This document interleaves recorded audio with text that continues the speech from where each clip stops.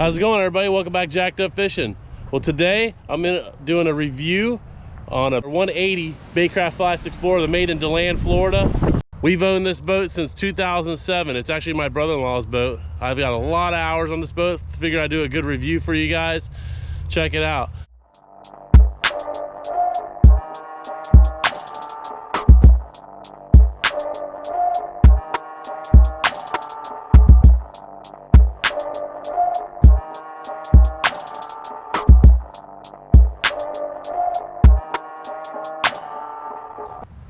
So here are the specs on the boat.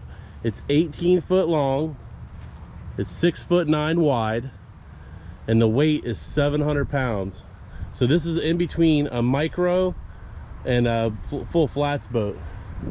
Really light boat.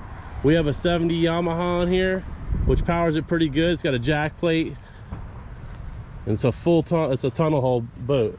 As you can see, the bottom, full tunnel. So it's a really good boat. We've had it for a long time. It's fully composite. No wood whatsoever in the boat. They used Coosa throughout the whole construction process. And like I said, we've had hours and hours on this boat.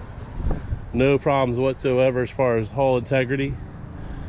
So let me go over some of the features on it. It's got under gunnel storage for rods. We put this cooler in for just another seat, but also to have a cooler. It has an in-deck 20-gallon gas tank. It's underneath here. It's all aluminum. This is our storage where we keep all of our chargers and stuff. We only have a 12-volt trolling motor. That's all we need on this boat. Pushes it just fine. It's a 55-pound thrust Minn Kota. Works really well.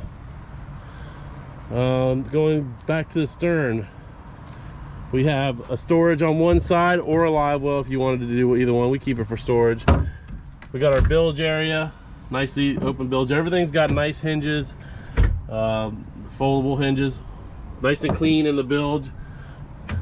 It's got trim tab, Lenco trim tabs, full Yamaha controls, and a fuel gauge on the dash. That's pretty much it. Pretty simple. Hydraulic Baystar steering, which we added. Probably one of the best investments on this boat. For this boat, we also seen the Bob's Dolphin. The Bob's Dolphin works really well.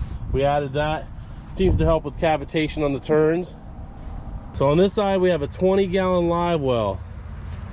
That's pretty cool. We also put some cup holders, some holders, some utility holders of some sort, and it does have courtesy lights as well. All your hatches have drains that come into the boat as well. Another thing to note, it all comes pop-up cleats, standard. And last but not least, it has an awesome pulling platform. The framing for this is custom. It's got nice gridded steps. It has rod holders on the sides, tuliped out. They're nice. It's a really nice boat. Top end, this boat goes about 36, 37 miles per hour. Not the best performance because of the tunnel, but it does work really well. You can trim it up, trim tab down, and you can go in some shallow water. It reminds me a lot of the Pathfinder T15. A little bit different running, but it does remind me a lot of that boat. And leave a comment below if you've rode in both of these boats or the Pathfinder. I'm pretty curious to see how they do. All in all, pretty good boat.